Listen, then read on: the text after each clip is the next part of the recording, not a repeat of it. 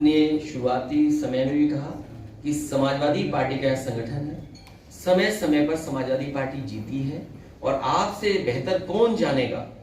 जिस समय सरकार बननी थी और बहुमत कांग्रेस पार्टी के पास नहीं था, याद कीजिए, कांग्रेस के लोग हमारे विधायक को ढूंढ रहे थे, बीजेपी के लोग हमारे विधायक को ढूंढ रहे थे और उस समय बहुजन समाज पार्टी ने समर्थन ऐलान नहीं किया था। वो को क्या कारण था मुझे नहीं पता, लेकिन सबसे पहले पत्र देना, सबसे पहले विधायक का समर्थन देना कांग्रेस पार्टी को किसी ने किया था तो समाजवादी पार्टी ने किया था। और उसका परिणाम ये हुआ कि कांग्रेस पार्टी की सरकार मध्य प्रदेश में बनी, ये डिनाय कोई नहीं कर सकता। लाइसेंस देकर के पूरा का पूरा किसानों का मध्य प्रदेश का गेहूं खरीदवा दिया।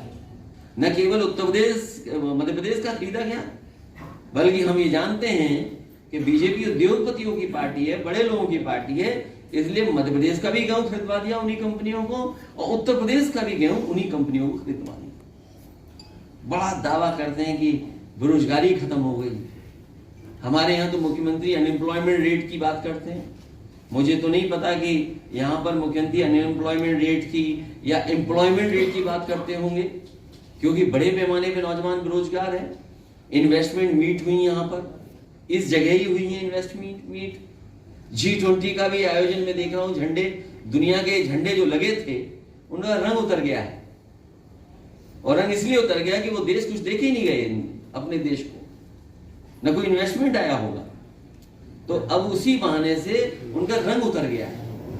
इन्वेस्टमेंट तो आया नहीं, जब इन्वेस्टमेंट नहीं आया तो झंडों का रंग भी उतर गया। तो हर वर्ग के लोग आज दुखी हैं और मध्य प्रदेश में परिवर्तन होना तय है।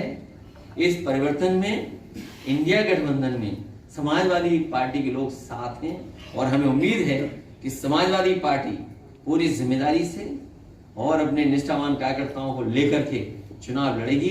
पहले से ज्यादा सीटें समाजवादी पार्टी जीतने जा रही है। दी गई है, वो 6 महीने में ही वो पार्टी छोड़ देते हैं, चाहे वो क्षेत्रीय विधायक हो। नहीं, पार्टी नहीं छोड़ते। सर, आपने पूरा जवाब नहीं दिया। दूसरे तरीके से कहिए, विधानसभा पे आप चुनाव लड़ाएंगे। दूसरे तरीके से कहिए, हमारा तो एक छोड़ के चला गया, कांग्रेस से कितने छोड़ के चले गए थे? हमारा तो एक छोड़ा, चलो, लेकिन वो सरकार बनवाया था। लेकिन ये असली बात आप बताइए कि क्या कारण था कि कांग्रेस के इतने विधायक बीजेपी में चले गए? अगर वो कारण आप जानते होगे तो हो सकता है वही कारण हमारे विधायक के साथ भी रहा हो। इसलिए हमारी पार्टी इस बार निष्ठावान समर्पित कार्यकर्ताओं को आगे बढ़ाएगी। कैंसिल हो गया है उनका प्रोग्राम, इस पे क्या कहेंगे? जिस भी व्यक्ति को या जिस भी परिवार को वहां से हटाया जाए, अगर आप सेटल कर रहे हैं उसको कहीं और, तो उसको पूरी सुविधा देनी चाहिए। और आदिवासियों की जो मांग है उसके पक्ष में हम हैं।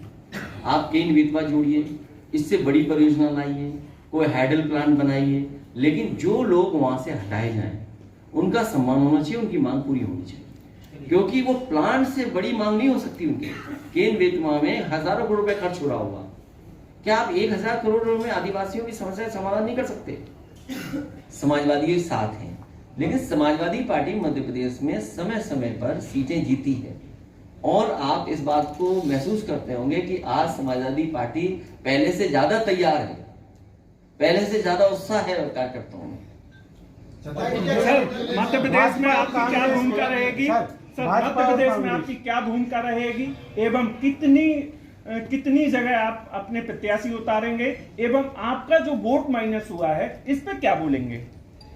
हमारी पार्टी का वोट माइनस नहीं हुआ, कुछ जगह अच्छा वोट पाए, कुछ जगह नहीं पाए, कुछ जगह रणनीति के तहत बीजेपी कांग्रेस ने हरा दिया हम लोगों को। मान लीजिए कुछ कम वोट से हमारा जीता था, बीजेपी ने शामिल करा लिया उसको। छतरपुर जिले में टिकट वालों को क्या टिकट दी जाएगी? देखिए, राजनीति में ये शब्द तो नहीं आना चाहिए, जो मजबूत होगा वो उसको टिकट दी जाएगी, जो नुकसान किसी का न करे और बीजेपी को हराए, ऐसे प्रत्याशी। मध्य प्रदेश में कई समस्या देखा जाता है कि 2 ही पार्टियां हैं, कांग्रेस और भाजपा। तो समाजवादी पार्टी के पास कितना बड़ा मौका है कि अपने आप को यहाँ पर स्थापित करे, आने वाले समय लोगों को विकल्प दे कि हम भी यहाँ पर हैं। जैसे उत्तर प्रदेश में 2 दल बचे हैं, बीजेपी या सपा। तो ये तो ठीक है, कोई बात नहीं। लेकिन इधर समाजवादी पार्टी के प्रति झुकाव बढ़ा है, और झुकाव इसलिए बढ़ा है कि जो समाजवादी पार्टी का सिद्धांत रहा है, जो डॉक्टर राम मनोहर लोहिया का सपना था, या बाबा साहब भीमराव अम्बेडकर जी ने जो रास्ता दिखाया, या नेताजी का जो संघर्ष का रास्ता रहा, वो सिद्धांत आज धीरे धीरे गांव तक पहुंच गया। और देखिए उसका परिणाम क्या है। हमारे पार्टी के समर्थक न हो, लेकिन ग्वालियर में गुर्जर समाज के लोग इकट्ठे हो गए। वो चाहते जाति गणना हो, वो चाहते उन्हें आरक्षण में जिस तरीके से और जगह स्थान है उसी तरह का आरक्षण बढ़ाया जाए मध्य प्रदेश में। क्या कारण है कि उत्तर प्रदेश में कितना आरक्षण मिल रहा है पिछड़ों को, मध्य प्रदेश में कम क्यों है? और सबसे बड़ा चमत्कार तो ये देखिए आप कि कांग्रेस पार्टी भी जाति गणना और आरक्षण की बात करने लगी। तो कहीं ना कहीं बाबा साहब का दिया हुआ संविधान, डॉक्टर राम मनोहर लोहिया जी का सिद्धांत वो जनता तक पहुंच रहा है। और जिस तरीके से गुर्जर समाज या और समाज के लोग आगे आए हैं, जो पीढ़ी की बात कह रहे हैं, उससे सहमत हैं, यहाँ परिवर्तन होना निश्चित है। और समाजवादी पार्टी इन सिद्धांतों को लेकर के जनता के बीच में जाएगी। जो बिजली का सपना दिखाया जा रहा है कि देश में, और कहने को ये भी कह रहे हैं कि दुनिया में सबसे बड़ा सोलर प्लांट है। अगर दुनिया का और देश का सबसे बड़ा सोलर प्लांट है, तो आखिरकार बिजली क्यों नहीं मिल रही मध्य प्रदेश के गरीबों को, और सस्ती बिजली क्यों नहीं मिल रही? सुनने में तो आता है कि दूसरे प्रदेशों से भी महंगी बिजली मिल रही है। और सोलर प्लांट की बिजली न जाने किन वीआईपी तारों से सीधी दिल्ली जा रही है, मध्य प्रदेश की जनता को नहीं मिल रही। जमीन मध्य प्रदेश के लोगों की, सूरज मध्य प्रदेश के लोगों के जमीन पे आ रहा है। बिजली जो बन रही है सूरज की रोशनी से, वो सीधे दिल्ली जा रही है, लेकिन यहाँ के लोगों को महंगा बिजली का बिल देना पड़ रहा है। किसान की आय दोगुनी की बात की, और दिल्ली के स्तर पे बात की गई कि हम सरकार में आ जाएंगे तो किसानों की आय दोगुनी कर देंगे। मुझे नहीं पता कि गेहूं की खरीद कैसे हुई होगी, या और फसलों की खरीद कैसे रही होगी, धान की खरीद कैसे की होगी, क्या कीमत किसान को मिली होगी। मैं जानता हूं उत्तर प्रदेश में भी किसानों को ये कीमत नहीं दे पाए, और मध्य प्रदेश में भी वही स्थिति है कि यहां भी गेहूं या धान किसी फसल की ये आय दोगुनी नहीं दे पाए। और उसका परिणाम ये है कि आज भी किसान दुखी है, बुरे हाल में है, आर्थिक स्थिति उसकी चौपट हो गई। और इन्होंने कुछ कंपनियों को लाइसेंस देकर के पूरा का पूरा गेहूं खरीदवा दिया। और इसलिए गेहूं खरीदा जा रहा है क्योंकि इधर बाजार में पैक्ड जो आटा है उसकी कीमत बढ़ गई, पैक्ड जो आटा है उसका बाजार बढ़ गया, बिस्किट का बाजार बढ़ गया, ब्रेड का बाजार बढ़ गया। बहुत बड़ा सवाल पूछ लिया आपने। नोटबंदी सबसे बड़ा भ्रष्टाचार था, लेकिन लोगों को यह संदेश दिया कि भ्रष्टाचार और आतंकवाद खत्म हो जाएगा। पहली सरकार है जिसने नोट छापा और नोट बंद कर दिया। और इन्होंने बड़े बड़े चैनलों के माध्यम से प्रचार करवाया कि 2000 रुपए में चिप लगी हुई है, और ड्रोन खरीद लिए इन्होंने। तो आज बताओ ड्रोन से वो चिप ढूंढेंगे कि नहीं ढूंढेंगे? आज भी लोगों ने निशानी के लिए रखे हैं 2000 रुपए। और जो बात आप कह रहे हो कर्ज पर कर्ज, ये बीजेपी की सरकार तो इतनी अच्छी है कि उद्योगपतियों का कर्ज माफ कर देती है। उद्योगपतियों का, हमारी मांग है किसानों का कर्ज माफ हो, सरकार पे लोन बढ़ जाए, उससे कोई फर्क नहीं पड़ता। अब रिजर्व बैंक है, भारत सरकार है, और भारतीय जनता पार्टी को वो लेना ही क्यों था लोन? क्या मुख्यमंत्री की मदद प्रधानमंत्री नहीं की है क्या? कर्ज तो तब लेना पड़ा ना जब प्रधानमंत्री ने मुख्यमंत्री की मदद नहीं की होगी। तो क्या वजह है? ये सवाल आपको ये पूछना चाहिए कि मुख्यमंत्री की मदद दिल्ली की सरकार ने क्यों नहीं की, जिसकी वजह से कर्ज लेना पड़ा। और आपने कितने लोकसभा के सांसद जिताए 10 साल में? कितने जिताए आपने? सब जिता दिए बीजेपी को, और उसके बाद भी कर्ज लेना पड़े।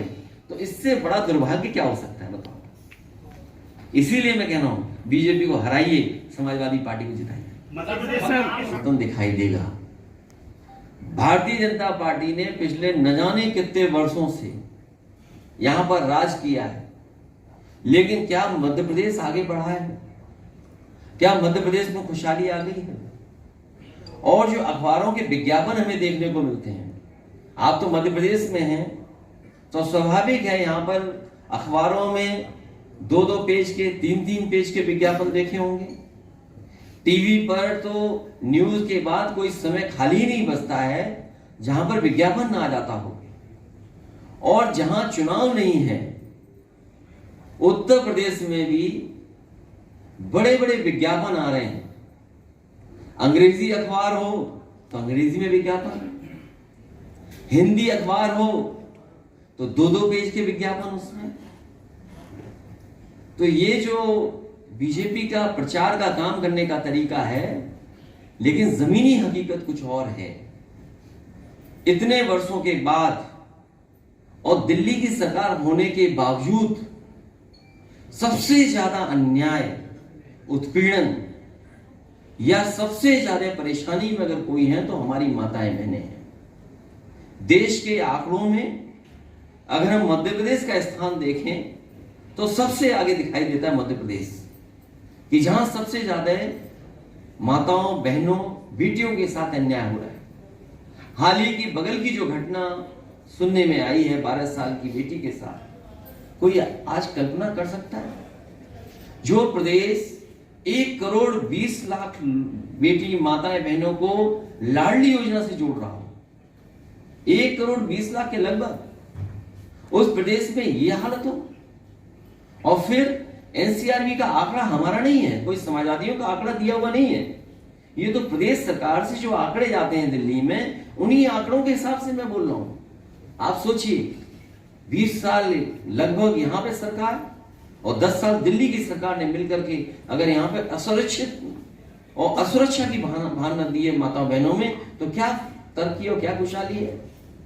और फिर आरक्षण को लोकसभा में और ये कह करके कि ये माताओं बहनों को सम्मान के लिए हम योजना लेकर के आए। बीजेपी के लोग इसको लेकर के धूमधाम से प्रचार कर रहे हैं कि हमने महिला रिजर्वेशन बिल लोकसभा और राज्यसभा से पास कर दिया है। लेकिन जब सच्चाई देश ने जानी तो न जाने कब ये लागू होगा। लागू जब हो तब लागू हो, लेकिन उससे पहले भारतीय जनता पार्टी को जो ये बिल लेकर के आए हैं, कम से कम उन्हें साबित करना चाहिए कि मध्य प्रदेश की जो सूची होगी जिसमें चुनाव लड़ाने के प्रत्याशी होंगे, उसमें कम से कम 33% महिलाएं दिखाई दें और 33% वो हों जो उनकी कार्यकर्ता हों, उनकी पार्टी के संगठन की माताएं बहनें हों। और अगर ये 33% नहीं देते हैं तो इसका मतलब यह है कि लोकसभा में और राज्यसभा में केवल देश की जनता को धोखा देने के लिए और खासकर माताओं बहनों को धोखा देने के लिए बिल लेकर के आए। अभी जो सूची दिखाई दे रही है, जो भी जारी की है उन्होंने सूची, तो ऐसी सूची तो नहीं है जिसमें 33% महिलाएं दिखाई दे रही हों। लेकिन समाजवादी पार्टी की कोशिश होगी, जो समाजवादी पार्टी ने पक्ष रखा कि पिछड़े मुसलमान भाई, अल्पसंख्यक, उनकी भी भागीदारी हो, तो समाजवादी पार्टी अपने पार्टी स्तर पर जरूर विचार करेगी कि अगर हमें 20% भी महिलाएं लड़ानी पड़ी तो हम लोग 20% लड़ाने का काम करेंगे। अभी सुनने में आ रहा है कि लाडली योजना का विस्तार हो रहा है, उसमें धन भी बढ़ाया जा रहा है। समाजवादियों का मानना है कि 1,000, 1,500, 2,000 से काम चलने वाला नहीं है हमारी माताओं बहनों का, और खासकर मध्य प्रदेश में। तो इसलिए समाजवादी पार्टी की मांग भी है और हम अपने घोषणा पत्र में भी शामिल करेंगे कि यहाँ की माताएं बहनें जो गरीब हैं, आदिवासी हैं, पिछड़ी, दलित या किसी वर्ग की हों, उन्हें कम से कम 6,000 रुपया मिलना चाहिए। ये सवाल कर सकते हैं लोग कि 6,000 कैसे देंगे आप, जब आप रजिस्ट्री में 1% ले रहे हैं रजिस्ट्री कराने में। हमारे प्रदेश में तो रजिस्ट्री फ्री मानिए, नई योजना आ रही है। आपके अगर ब्लड रिलेशन में कोई है तो मामूली पैसा लगता है, आप रजिस्ट्री करा लीजिए। लगाए जो दिल्ली चली जा रही बिजली, यहाँ के लोगों को क्यों नहीं मिल रहे हैं? कीमत नहीं बढ़ी सर, जीएसटी बढ़ गया है। सवाल वो नहीं है, लेकिन जीएसटी का जो पैसा है किसकी जेब में जा रहा है? मान लीजिए जीएसटी से पैसा इकट्ठा हो रहा है, तो आप गरीब को पैसा दे दीजिए घर मकान बनाने के लिए। आप क्या रुपए दे रहे हो? 1,25,000, 1,50,000 गरीब के घर के लिए। मैं अभी प्रधानमंत्री जी का भाषण सुन रहा था, उन्होंने कहा कि कांग्रेस ने कभी शौचालय नहीं बनाए, इसलिए हमने शौचालय बना दिए। तो ये क्या बात हुई कि कांग्रेस ने भी शौचालय में पानी नहीं दिया तो आपने भी पानी नहीं दिया शौचालय में। 3 केंद्रीय मंत्री समेत कई सारे सांसदों को भारतीय जनता पार्टी ने मैदान में उतारा है।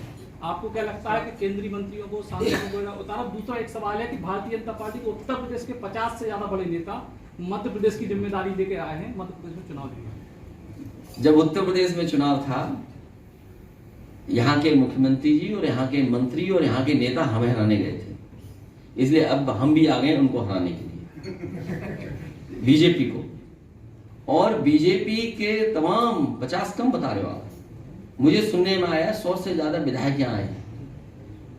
अब उन्हें अनुभव है, 50,000 ही हारे विधायक अभी वहां पर उत्तर प्रदेश में, और यहाँ की हार का अनुभव लेकर के जाएंगे तो हमें हराना उन्हें आसान होगा। इसलिए जो 100 विधायक आ रहे हैं उत्तर प्रदेश से, वो हार का अनुभव लेकर के जाएंगे, तो उन्हें हार जब वहां होगी तो निराशा नहीं आएगी, कोई उन्हें बहुत दुख नहीं होगा। जब यहाँ हार जाएंगे तो वहां भी हारने में। वर्तमान के विधानसभा चुनाव और आगामी लोकसभा चुनाव, खासतौर से उत्तर प्रदेश में, क्या आप इंडिया गठबंधन के साथ चुनाव लड़ेंगे क्या स्वतंत्र रूप से चुनाव लड़ेंगे या गठबंधन में? देखिए, अभी इंडिया गठबंधन है।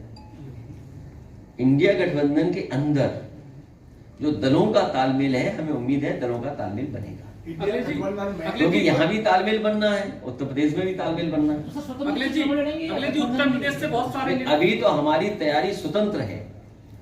कल अगर हम टिकट मांगने जाएंगे, गठबंधन में जाएंगे, तो आप पे अगर ताकत नहीं होगी तो कौन टिकट आपको दे देगा? उत्तर प्रदेश से बहुत सारे नेता आ रहे हैं भारतीय जनता पार्टी। इसी विधानसभा सीट में बीजेपी और कांग्रेस के उम्मीदवार मतलब घोषित हो चुके हैं, लेकिन इनके जो भगोड़े लोग हैं, क्या उनका इंतजार कर रही है समाजवादी? नहीं, भगोड़े लोग मत बोलिए, सिद्धांत वाले लोग जो हैं। अखिलेश जी उत्तर प्रदेश से आपने संपर्क किया है सभी लोगों? जो संघर्षशील है नेता, ये राजनगर यही विधानसभा है, और आप लोग जानते होंगे जो विधायक हैं वो कभी समाजवादी पार्टी से उन्होंने ओपनिंग की थी। अखिलेश जी उत्तर प्रदेश से क्या आप लोगों ने अभी तय कर पाए हैं कि 24 में जो चुनाव होगा उसमें पीएम का उम्मीदवार के लिए? देखिए, मैंने इस सवाल का जवाब कई मौकों पर कई स्थानों पे दिया है। इस इंडिया अलायंस में बहुत सी चॉइस है। आपको उम्र के हिसाब से चॉइस चाहिए तो उम्र के हिसाब से चॉइस है आपके पास, कम उम्र का चाहिए तो वो भी आपके पास है, ज्यादा उम्र का चाहिए वो भी है आपके पास, मुख्यमंत्री चाहिए वो भी है, पूर्व मुख्यमंत्री है वो भी है। फिर अगर आपको जाति के हिसाब से चाहिए हो, पिछड़ा चाहिए हो, अगड़ा चाहिए हो, दलित चाहिए हो, मुस्लिम चाहिए हो, वो भी हमारे पास है। तो हमारे पास कितनी चॉइस है, सोचिए आप। और मैं आपसे आज कह के जा रहा हूं, 2014 में जो लोग आए थे वो 2024 में चले जाएंगे, और यूपी की भूमिका सबसे महत्वपूर्ण होगी और सबसे बड़ी भूमिका होगी।